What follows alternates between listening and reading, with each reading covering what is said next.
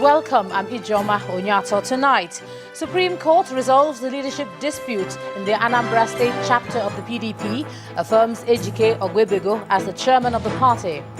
Reactions trail the judgment of the Apex Court as Senators Andy Oba and Stella Udwa say they remain senators as the judgment affects only the state PDP leadership. The Federal High Court refuses to grant bail to the self-acclaimed leader of the indigenous people of Biafra, Nnamdi Kanu, and judge orders accelerated trial and identified attackers through a live hand grenade at a migrant hostel in southwest Germany.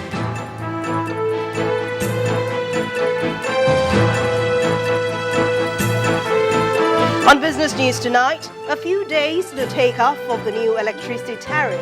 Industry players highlight why consumers should give it a chance. And on sports news tonight, Serena Williams on course to equal Steffi Graf's record of 22 Grand Slam titles in the Australian Open final.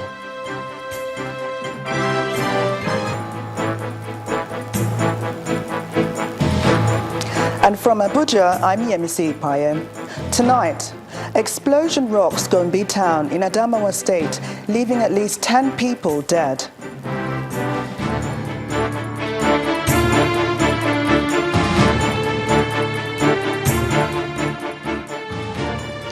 We begin in Abuja, the nation's capital, where the Supreme Court has affirmed the Ejike OGUEBEGO-led Executive Committee of the People's Democratic Party in Anambra State, and the list of candidates is sent to the Independent National Electoral Commission before the last general election.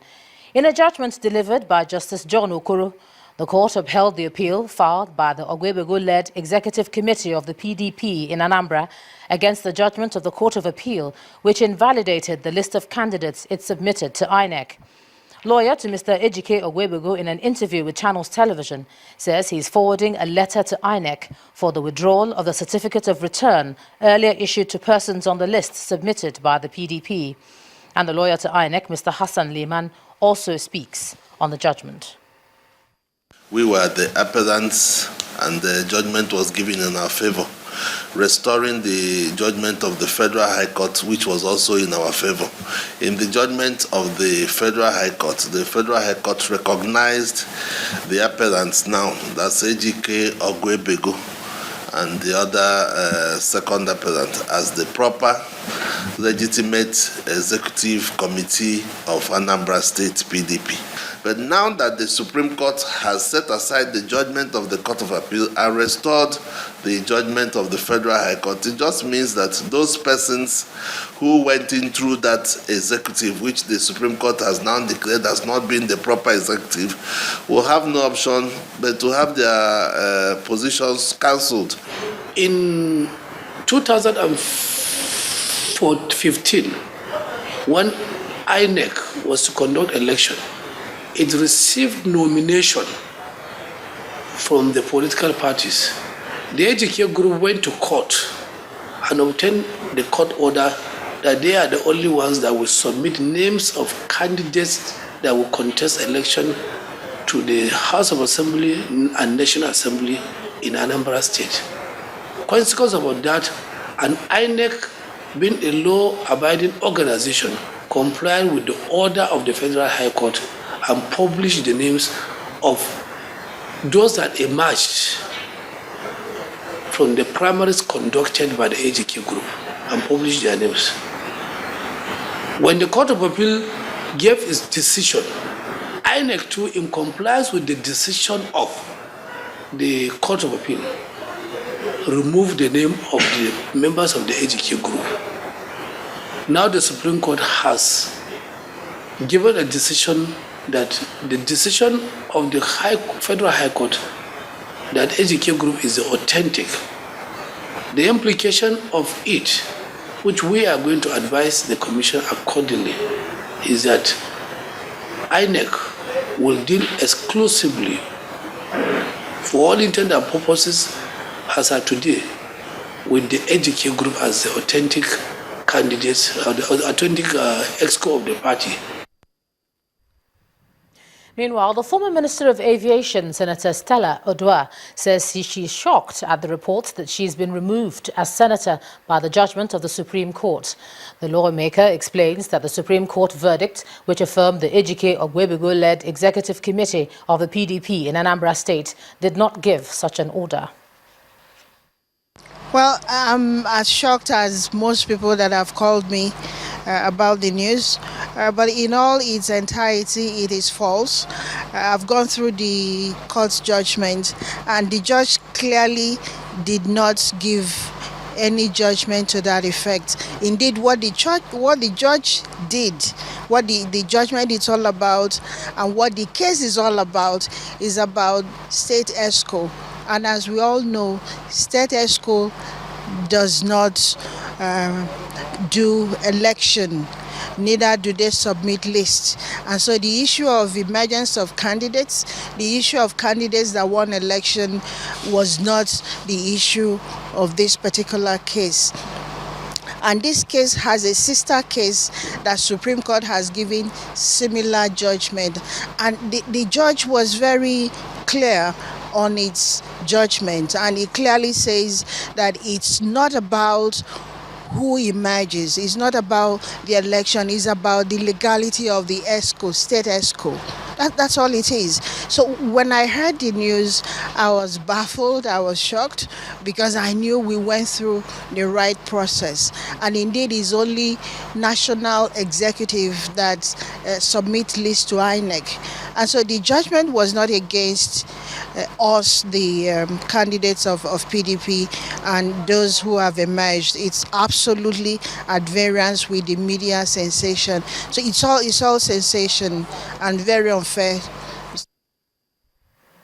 And in another reaction, Senator Andy Uba has dismissed reports that the Supreme Court verdict that affirmed the Ejike OGUEBEGO-led Executive Committee of the PDP in Anambra State means he loses his seat in the Senate.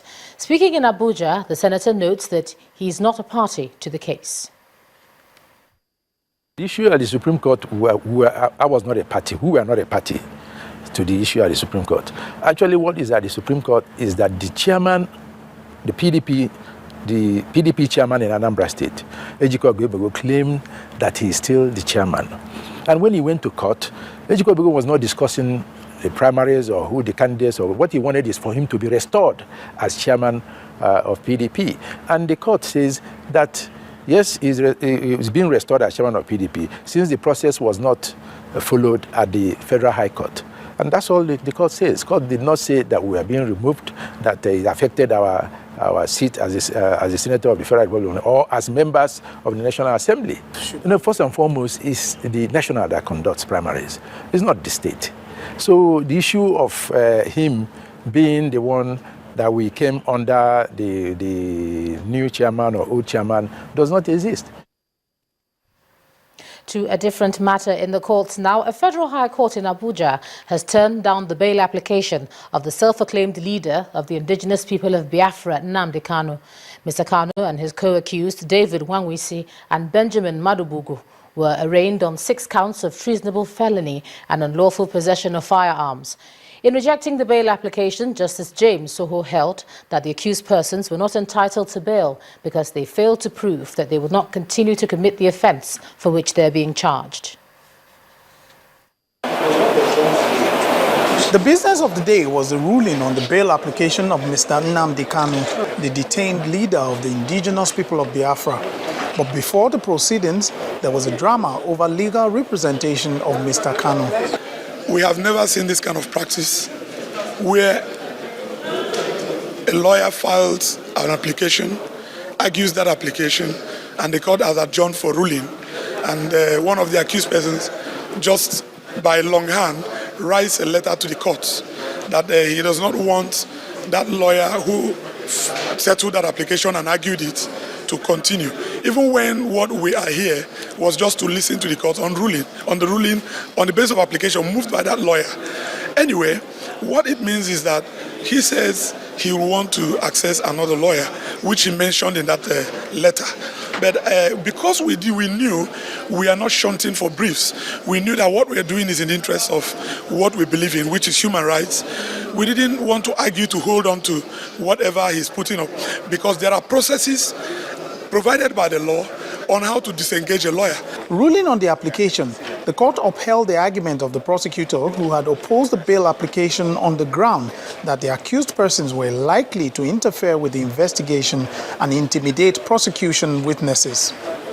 Justice Soho ruled that, contrary to the argument of the defense lawyers, the charges against the accused were not trumped up. He observed that rather than contradict the allegations leveled against the accused persons, the defendants only claimed that their agitation for the creation of the Republic of Biafra was within their right. The judge, who also noted that Kanu's admission that he has dual citizenship of Nigeria and Britain, further heightened the probability of him jumping bail. The prosecutor applauds the verdict of the court. The matter is for trial, and I don't think this is the appropriate venue for us to start the trial.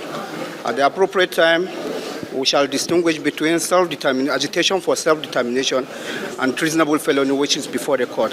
Having refused the bail application, Justice Soho ordered an accelerated hearing of the case with the possibility of hearing it on a daily basis. He then ordered that the accused persons should remain in KUJE prison throughout their trial and adjourn trial to the 9th, 10th, 11th and 12th of February. In part 2, after the break, special focus on the power supply situation in the country as the Minister of Power gives assurance of policy continuity in the sector. But that's in a moment. Do join us again.